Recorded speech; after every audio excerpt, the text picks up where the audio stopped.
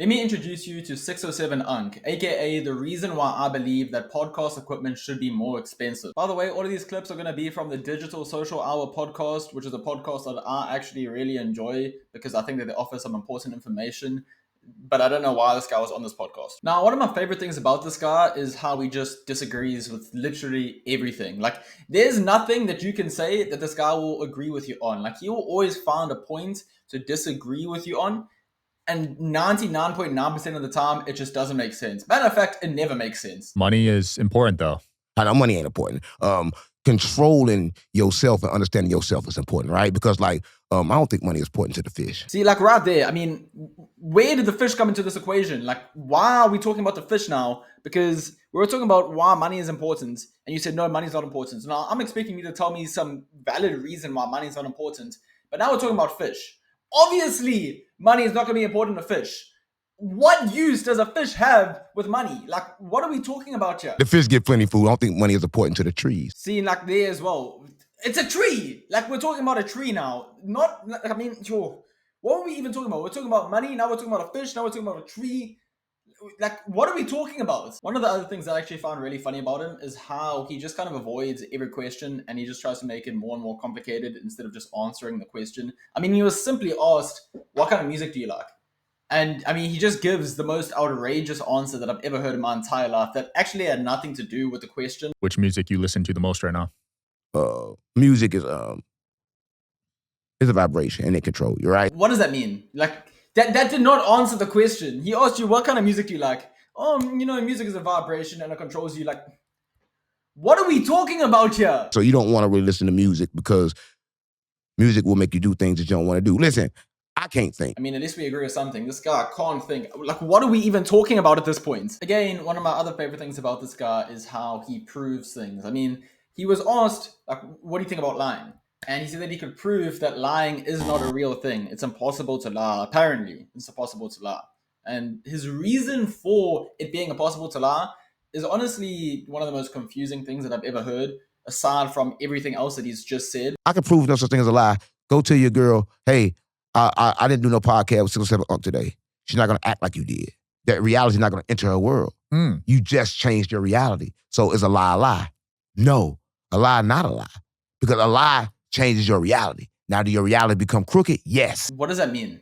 Honestly, like, you need to explain to me what that means. Everything you just said, none of it makes sense. Like, I don't understand what you are saying. At this point, I'm just listening. The words are coming into my mind, but they're not being processed. I don't know, like, what is going on. He's also just one of the most random people that I've ever seen, like, ever in my entire life. How about this? Let's play a game. For $100, what's your daddy's name?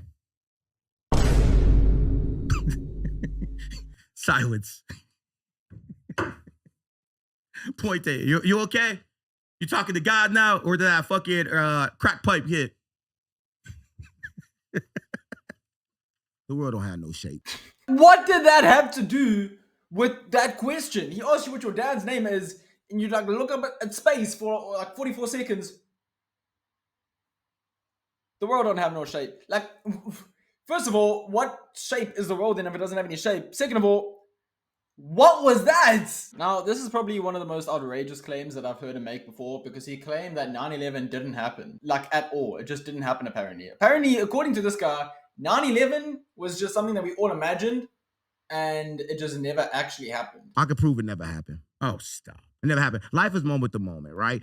9/11 never happened? Life is 9/11 never happened. I can prove it never happened. So those buildings never came down? Never happened. Those buildings never went down? I can prove it never happened. If you look at today, the buildings are gone. The people are dead. They're out of people's memory, out of sight, out of mind. Life is moment to moment. That moment never happened. Yeah, see, that's just not true. I mean, that just doesn't make any sense. Like, even if I try to understand what you just said, first of all, I can't. Second of all, that's just not true. Life is moment to moment. That moment never happened. How does that prove that 9/11 just didn't happen?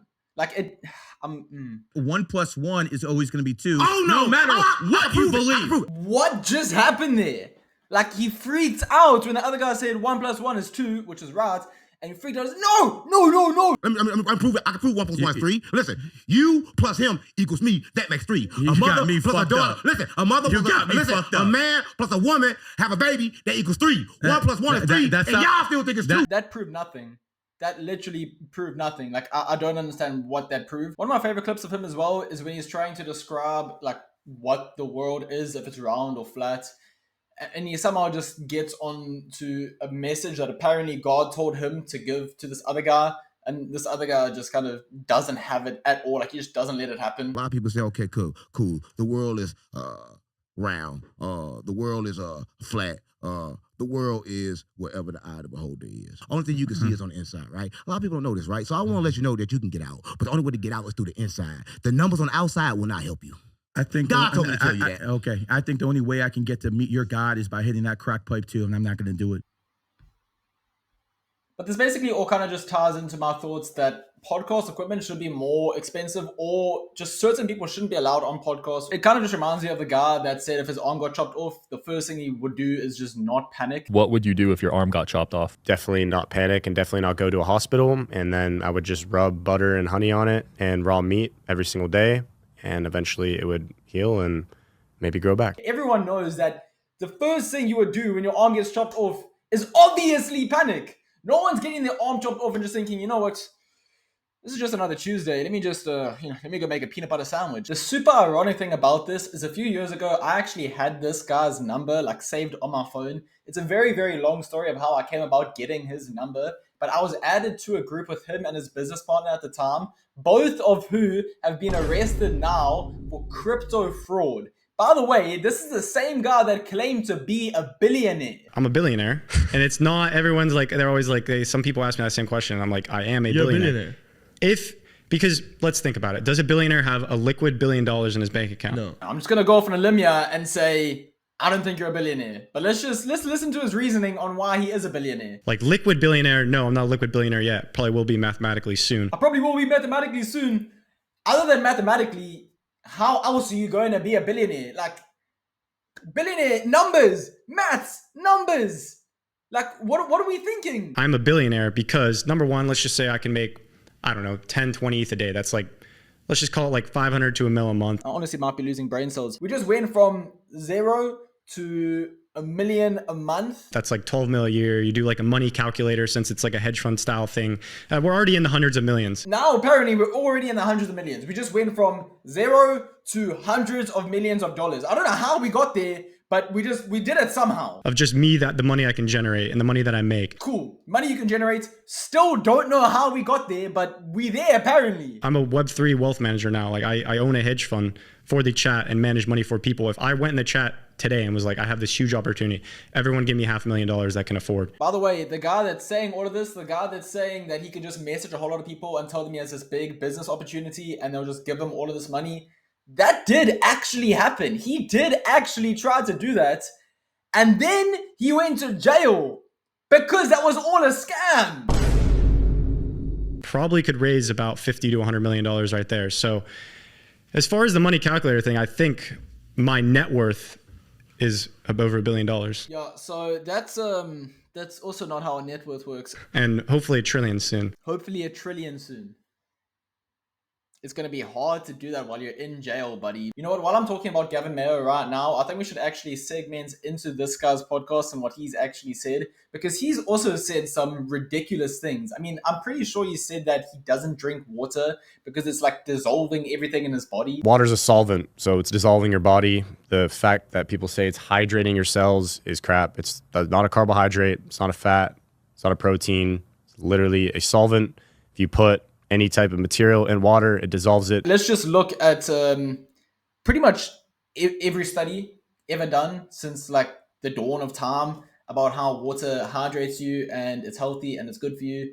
I mean, obviously I can understand there's some dirty water, there's unfiltered water, there's some factors to tap water that makes it unhealthy for you. But I mean, for the most part, it's so ridiculous that you're about to come onto a podcast and talk about how water is dissolving your body.